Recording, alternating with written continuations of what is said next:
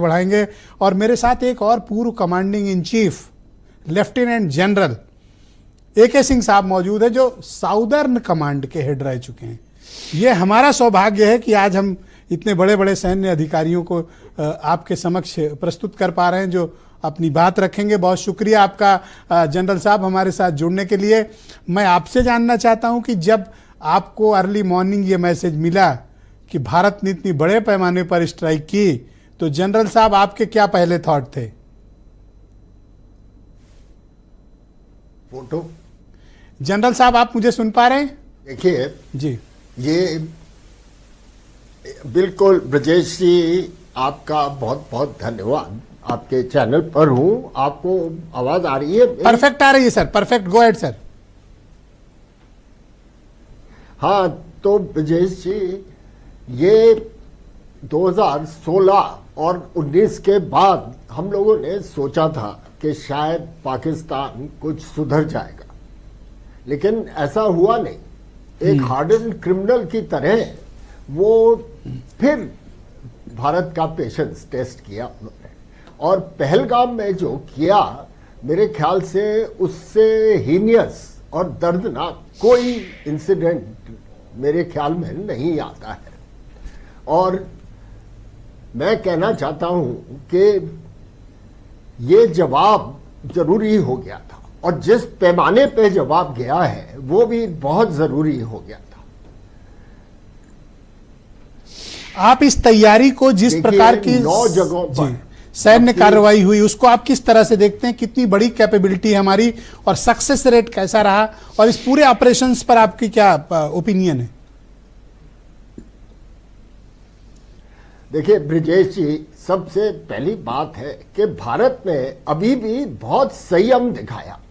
15 दिन का समय दिया उन्होंने पाकिस्तान को कि वो अपनी गलती मान ले, और उसके बाद बहुत अच्छी प्लानिंग के तहत ऐसे ठिकाने चुने जो ना मिलिट्री के थे ना सिविलियंस के, बट वो ठिकाने थे जो कि टेररिस्ट हेडक्वार्टर्स और उनकी जगह है।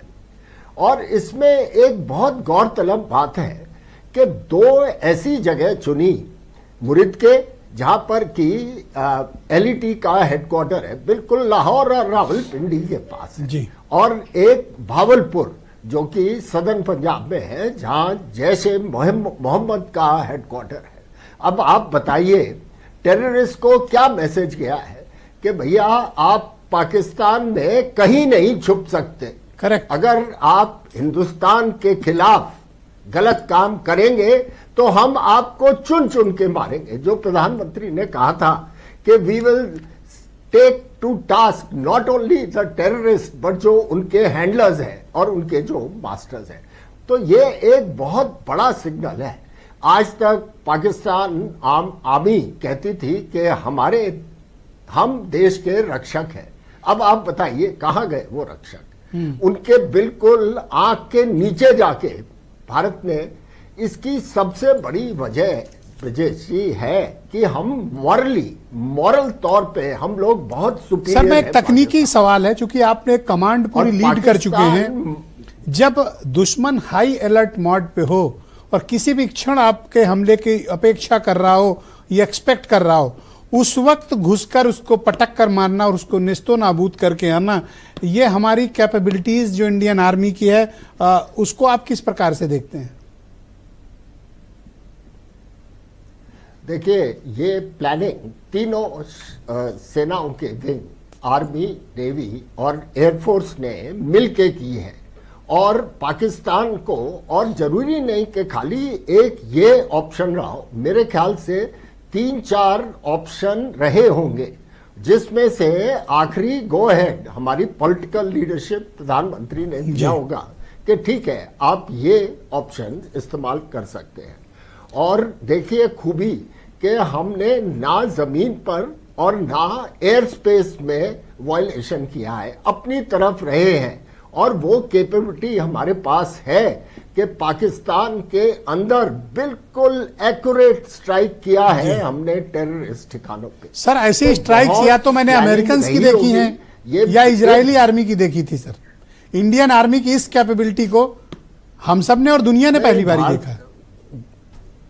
देखिए, बिल्कुल, And I must congratulate you also, सबसे sir. बड़ा श्रेय जाना चाहिए हम नहीं Vijay ji, this we must congratulate the political military leadership for this success of operation. Exactly sir, बहुत शुक्रिया सर। प्लीज हमारे साथ कंटिन्यू रहिएगा सर। मैं इस पर चर्चा को थोड़ा